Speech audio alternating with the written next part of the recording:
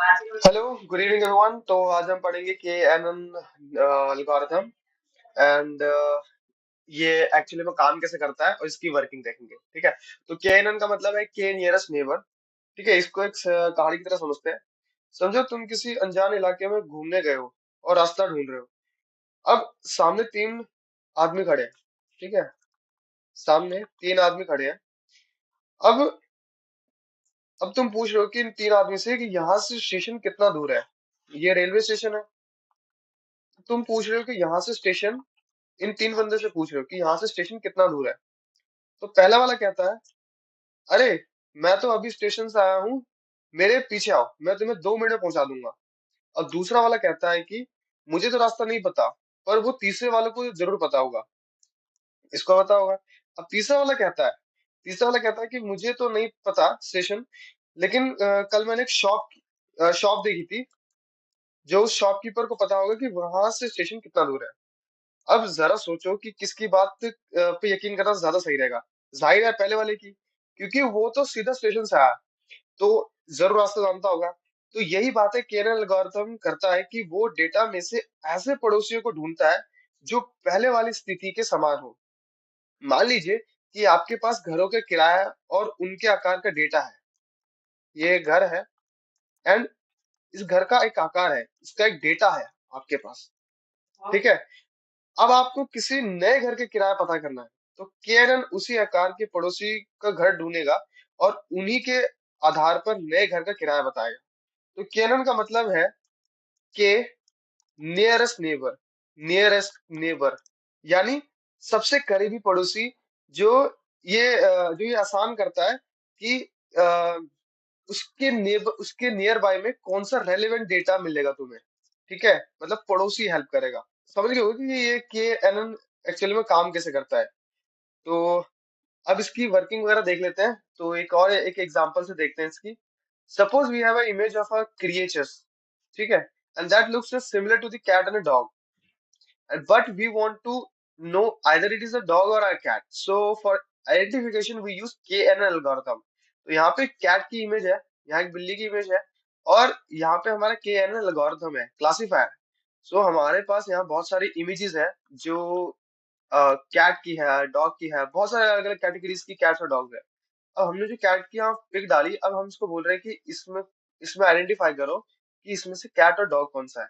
तो बहुत सारे फोटोज को वो सिमिलैरिटीज देखता है कि इसमें ये है, इसमें ये है, इसमें मतलब आईज, उसके फेदर्स, उसके फीचर्स वगैरह देखता है, तब जाके वो एक आउटपुट निकालता है कि yes this is the pic of a cat. Example like आप गूगल पे सर्च करते हो। ठीक है, आप गूगल पे सर्च करते हो कि कैट, आपने कैट सर्च करा तो आपको जब इमेजेस पे क्या मिलेगा, कैट की फोटो और कैट की कैटेगरीज। सो यहाँ पे भी के एन एन यूज होता है। ठीक है, अब इसकी वर्किंग वगैरह देखते हैं। इसकी वर्किंग कैसी है।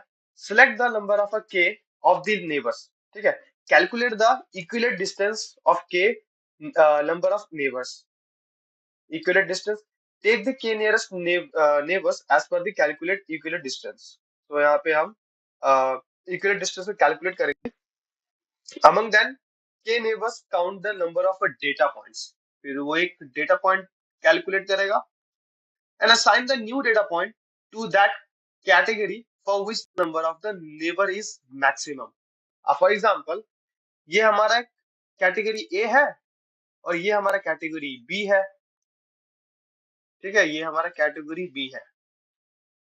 अब इसमें यहां से देखते हैं कि जो हमारा न्यू डेटा पॉइंट है, ये हमारा एक न्यू डेटा पॉइंट है। अब इसमें सबसे ज्यादा नियर बाय किसका नियर बाय है। या तो इसके नियर बाय होगा जो ये कैटेगरी है, या तो इसके नियर बाय होगा कैटेगरी बी के। तो हम इसको एक इक्विवेलेंट डिस्टेंस के फॉर्मूले से करते हैं कि ये जो आपका न्यू डेटा पॉइंट है, जो आपका ये न्यू डेटा है, जो ये जो दो न्यू है, किसके नियर बाय में है, ये यहाँ से पता करते हैं। अगर ये इसके मतलब इससे कम डिस्टेंस पे है, ठीक है, तो ये कैटेगरी बी में लाई करेगा। अगर ये ए के कम डिस्टेंस पे है तो ए में कैटेगरी में लाई करेगा। तो इस हिसाब से हम इसको ऐसे कैलकुलेट करते हैं। तो जो हमारा न्यू डेटा पॉइंट है वो बी वाले कैटेगरी के मतलब बी वाले कैटेगरी से डिस्टेंस से कम है, तो हम उसको कहते हैं कि जो न्यू डेटा पॉइंट आपने दिया है वो कैटेगरी बी के अंदर लाई कर रहा है, तो that's why this data is falls in category B. ठीक है। सो आई होप कि आपको के एन एन एल्गोरिथम पूरा समझ में आ गया होगा कैसे काम करते हैं। एंड इसकी एक एडवांटेजेस देख लेते हैं।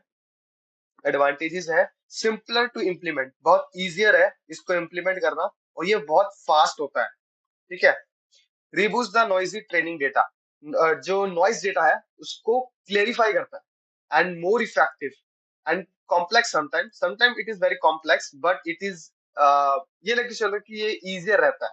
ठीक है। समटाइम हो जाता है वो डेटा जो आप देते हो कई बार वो थोड़ा कॉम्प्लेक्स हो जाता है, बट ज्यादातर मोस्टली ये इजी रहता है। Computation cost is high. हाँ, अगर ये फास्ट और इजियर है तो इसका मतलब ये है कि इसकी कंप्यूटेशन हाई है, क्योंकि यहाँ पे आप एक वर्ड इस्तेमाल कर रहे हो, fast. That's why. So I hope all the things are going to clear for the KNN algorithm. So thanks for the watching, and आपको नए टॉपिक पे मिलेंगे, नए पाइस algorithm. So thank you so much.